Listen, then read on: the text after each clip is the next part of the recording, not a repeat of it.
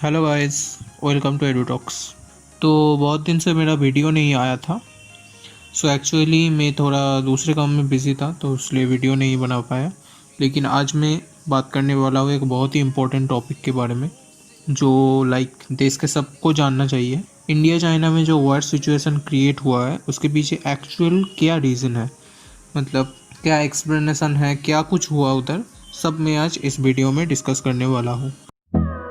पहले आते हैं इंडिया चाइना बॉर्डर के बारे में, जान लेते हैं कुछ।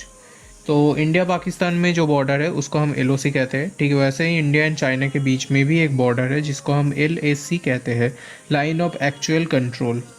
तो पाकिस्तान में जो बॉर्डर है वो इंटरनेशनली डिफाइंड है, लेकिन जो इंडिया एंड चाइना के बीच में जो बॉर्डर है LAC, वो वैसा नहीं है।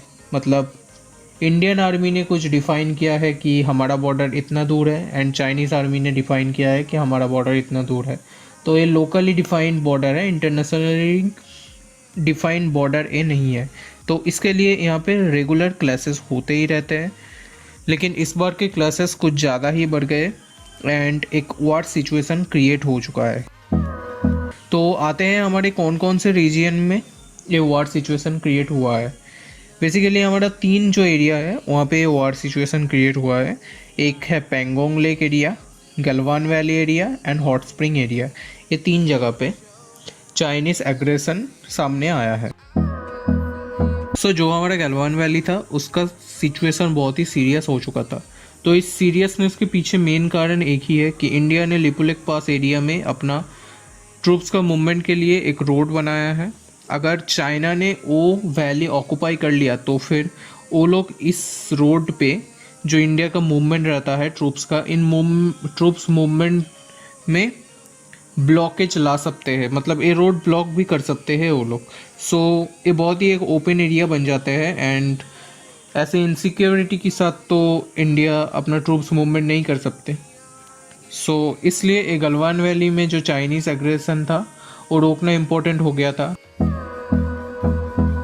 चाइनीज़ एग्रेशन रोकने के लिए इंडिया ने क्या स्टेप लिया, इसमें हम डिस्कस करते हैं।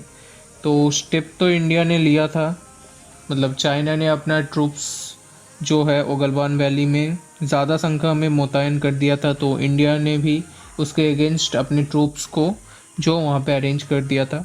तो ऐसे चल रहा था, बॉर्डर टेंशन बढ़ रही थी दोनों देश में। तो दोनों देश के हाई कमांड जो थे वो लोग आपस में समझौता कर लिए एंड फैसला हुआ कि अब डीएस्केलेशन करेंगे। तो अब आते हैं डीएस्केलेशन क्या होता है।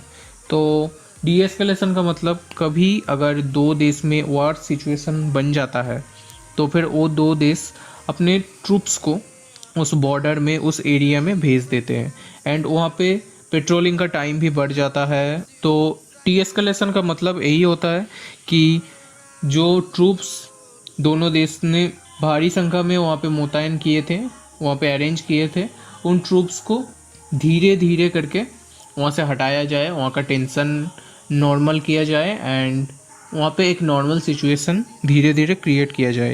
यही चल रहा था, डीएस्केलेशन हो रहा था, सब कुछ नॉर्मल की तरफ ही जा रहा था। वहाँ पे सडनली एक बात हुआ, मंडे मॉर्निंग इंडियन ट्रूप्स ने देखा कि चाइना ने एक टेम्पोररी बंकर बनाया है फिर से। तो ये तो नहीं करना था ना, डीएस्केलेशन हो रहा था तो सारे ट्रूप्स हट रहे थे धीरे धीरे, लेकिन चाइना ने फिर से बंकर बना लिया। तो ये देखने के लिए हमारे जो कर्नल थे संतोष बाबू एंड उसका टीम गया उधर कि क्या बात है, वो देखने के लिए। वो लोग समझौते के लिए ही गए थे, लेकिन जैसा खबर आया है कि वो लोग जब गए उनके ऊपर अटैक हो गया चाइनीज़ ट्रूप्स का एंड उसके बदले में इंडियन ट्रूप्स भी अटैक किया उनके ऊपर एंड बहुत ही ओट सिचुएशन वहाँ पे क्रिएट हो गया। एंड उस ओट सिचुएशन की तहत ही 20 इंडियन सोल्जर्स की मौत भी हो चुका है, वो लोग शहीद हो चुके हैं। ये बहुत ही सैड सिचुएशन क्रिएट हुआ वहाँ पे एंड 43 चाइनीज़ सोल्जर भी मर गए। वैसे कंफर्म न्यूज़ नहीं है कि कितने चाइनीज़ सोल्जर मरे हैं, क्योंकि चाइनीज़ गवर्नमेंट जो है वो खुल के नहीं बताया, वो ऑफिशियली कुछ ब्रीफिंग नहीं दिया, लेकिन ANI की न्यूज़ के मुताबिक 43 चाइनीज़ सोल्जर उसमें मारे गए हैं।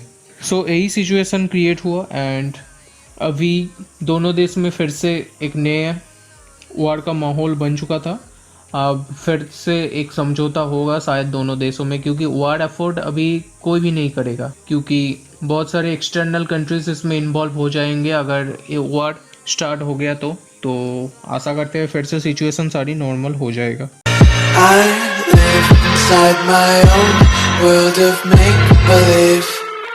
Kids screaming in the cradles, profanities.